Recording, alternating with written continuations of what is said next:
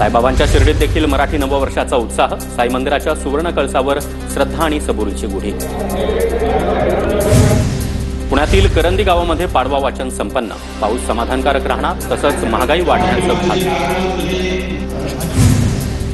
पंढरपूरच्या उपरी गावामध्ये गुढीपाडव्यानिमित्त पाडवा वाचनाचा कार्यक्रम संपन्न। पाडवा वाचनासाठी वृद्धांसह तरुणांची मोठी गर्दी। जेजुरीच्या खंडोबा मंदिरामध्ये जय मल्हार अक्षराचं सुवर्णदान। गुढीपाडवा निमित्त एका भक्ताकडून 17,51,000 रुपये किमतीचं सुवर्णदान। सांगलीच्या गणपती संस्थानात आज पारंपरिक पद्धतीनं मोठ्या उत्साहामध्ये गुढीपाडवा साजरा।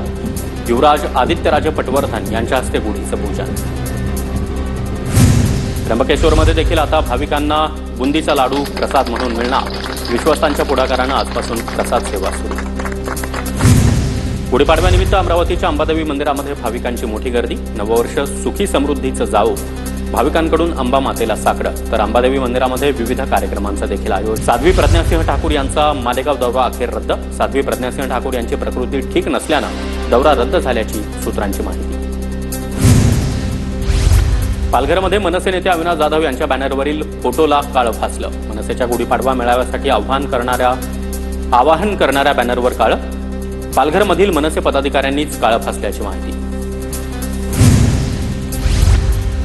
स्वाभिमानी शेतकरी संघटनेकडून वाशिम जिल्हाधिकारी कार्यालयासमोर काळी गुढी उभारण्यात आली। अजित पवार यांच्याकडून 70,000 कोटी वसूल करून शेतकऱ्यांना द्या, शेतकऱ्यांची कर्जमाफी करा, स्वाभिमानी शेतकरी संघटनेची मागणी। अदानी पॉवर प्लांटच्या कामगारांच्या आंदोलनाला आमदार विजय रहांगडाले यांची भेट। जिल्हाधिकारी कार्यालयामध्ये उद्या बैठकीनंतर तोडगा निघण्याची शक्यता। 9% वेतनवाढ करण्याच्या मागणीसाठी कंत्राटी कामगारांचं 8 दिवसांपासून आंदोलन। जळगावच्या मुक्ताईनगर पोलिसांची वार्षिक तपासणी। नवीन कायद्याच्या अंमलबजावणीसह अनेक विषयांवर कायदेविषयक परीक्षा घेण्यात आली।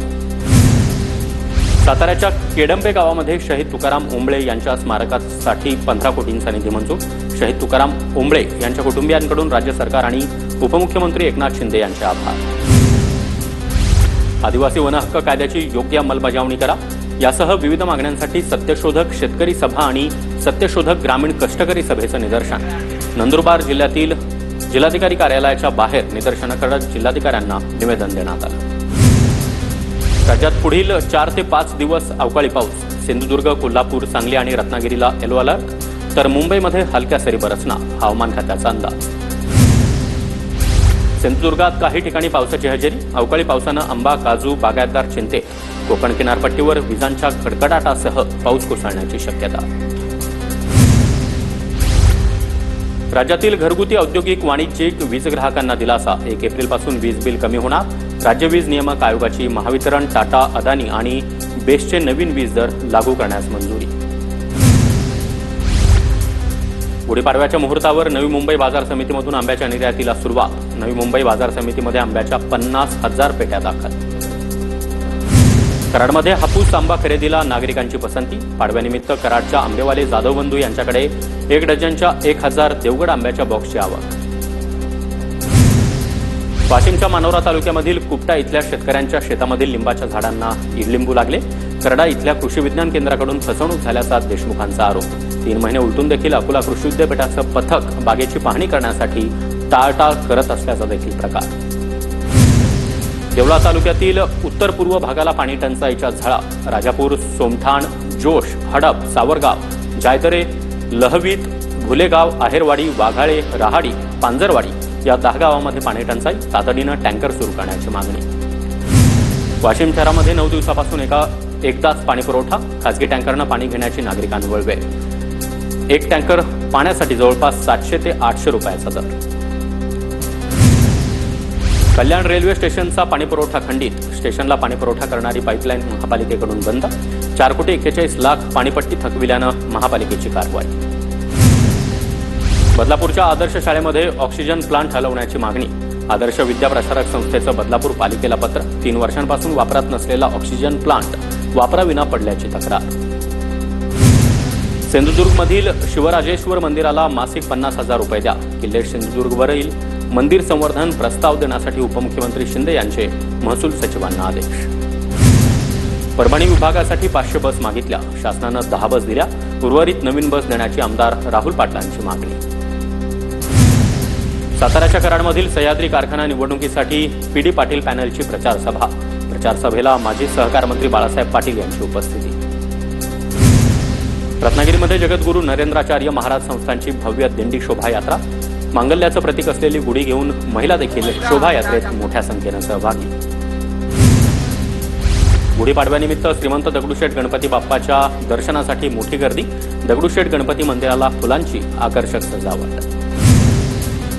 पंढरपूरमध्ये गुढीपाडव्याचा उत्साह. गुढीपाडव्यानिमित्त विठ्ठल रुक्मिणी मंदिरामध्ये आकर्षक फुलांची सजावट.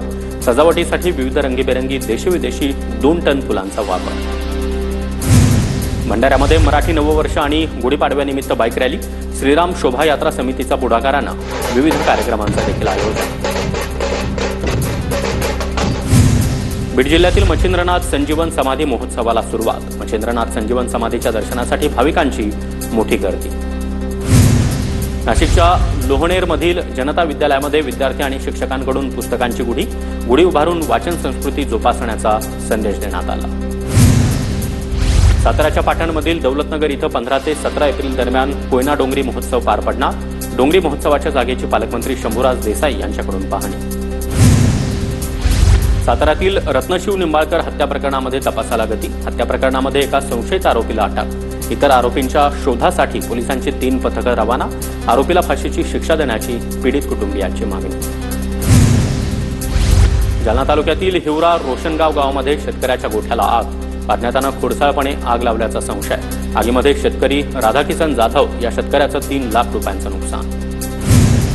पुण्यामध्ये अवैधरित्या सुरू असणाऱ्या हुक्का पार्लरवर पोलिसांची कारवाई. हुक्का पार्लर चालवणाऱ्या 3 आरोपींविरोधात गुन्हा दाखल. खड्डेमुक्त महाराष्ट्रासाठी ऑनलाईन तक्रार निवारण प्रणाली विकसित. त्यामुळे नागरिकांना खड्ड्यांबाबतची तक्रार ऑनलाईन करता येणार. पावसाळ्यानंतर रस्त्यांवर खड्ड्यांचं वाढतं प्रमाण पाहता उपाययोजना.